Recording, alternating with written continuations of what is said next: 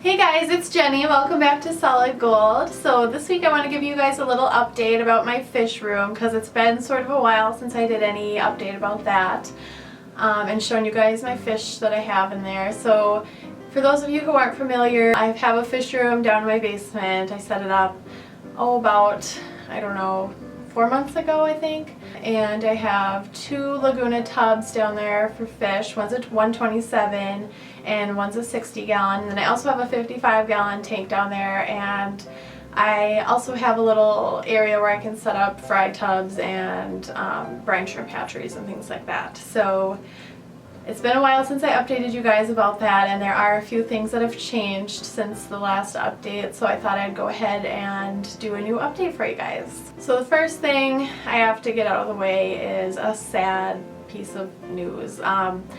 You guys may remember Clover, my red and white Ryukin. I had him for about 4 years, and he did recently pass away. Some of you know he was struggling with swim bladder issues. He was just not getting better. You know, I was trying to do everything I could, but when it comes to true swim bladder issues, there's just not a whole lot you can do all the time. And this was a true swim bladder problem. It wasn't related to food or anything that I could have changed really. So he did pass away, and I'm really sad about it obviously, and I miss him, but I feel like, you know, I don't feel too bad about it because I feel like he had a good life. 4 years old is not super old, but it is pretty much the average for a fancy goldfish. Now we can get on to the happier updates. So you guys might remember my batch of Bristol Sheboygan goldfish fry. They are what I'm calling ghost bristols, or matte white, or pinkies. They're sometimes called Bristol Sheboygan. I don't think they can technically be called Sheboygan anymore because they don't have the calico coloration with the blue undertones that a Sheboygan is supposed to have according to the standard. But so I just call them ghost bristols. And I have I think I had about 100 to begin with, and I think I have, well, probably more than that, but I think right now I have about 80 left.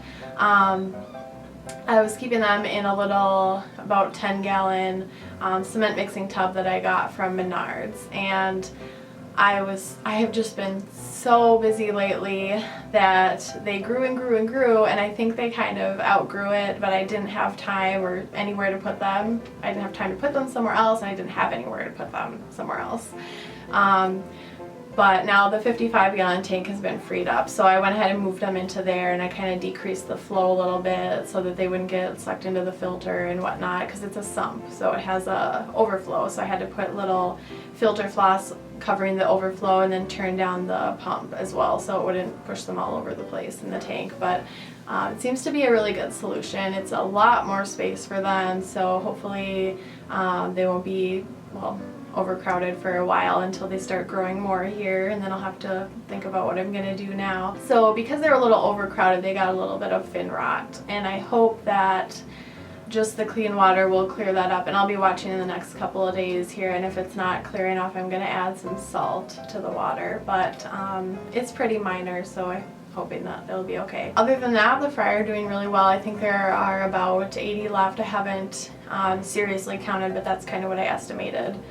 And they aren't eating brine shrimp anymore. They've been weaned off of that, and now they're eating gel food. So I've been feeding them Repashy Spawn and Grow gel food, and what I've been doing is just making it, cutting it into cubes like normal, and then when I go to feed them, I just squish the cube in between my finger a little bit to break up the gel holding it together a little, and then I toss it in the tank, and then they go for it and devour it pretty quickly, so that's pretty cute to watch. The next update is about my 127 gallon tub. So that houses 5 butterfly telescopes. When they first arrived, a couple weeks after they arrived, they spawned, or they either spawned or the big female just released eggs because she was just recently shipped, and a lot of times goldfish do that after they've been shipped. So I didn't know if the eggs were fertilized or not, but I'm pretty sure they weren't, so I ended up tossing them out. I figured they might spawn again because my bristols had been spawning like every week or 2 weeks or so, and the butterflies didn't spawn again, so that was kind of a bummer. And I decided, I waited a while to see if they would, but I decided that I was just gonna try to do a little hibernation period for them and see if that might trigger spawning once they come out of that. So what I'm doing is decreasing the photo period so the lights are on for less time each day. I'm also decreasing feeding a little bit and decreasing the temperature.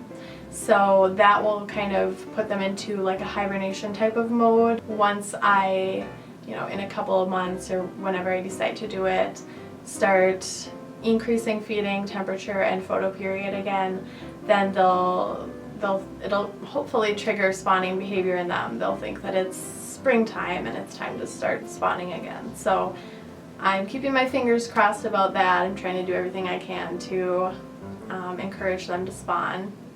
So hopefully I'll have some butterfly fry to raise in the next 6 months or so. Then Luca and Felix are still in their 60-gallon tub. No updates about them. They're still just doing their thing, and I think I might eventually end up moving them into the big tub with the other butterflies, but not until I need this space for maybe butterfly fry or something like that. And then I also have over here in this 5-gallon bucket some new plants that I got, and I got them from planetaquariumscentral.com, and I'll put a link to that website in the description section below if you want to order plants as well.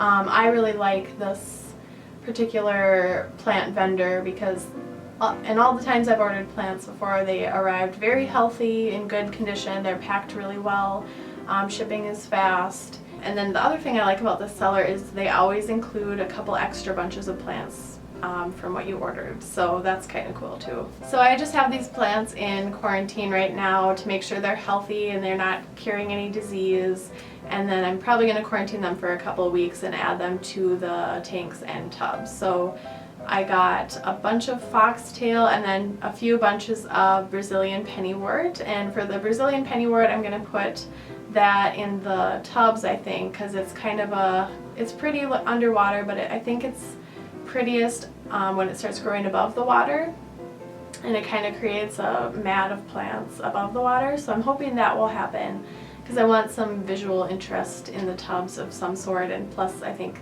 live plants would be really enriching for the goldfish to have in their tubs as well. So I hope that ends up working out. I haven't had super good luck with plant raising in the past.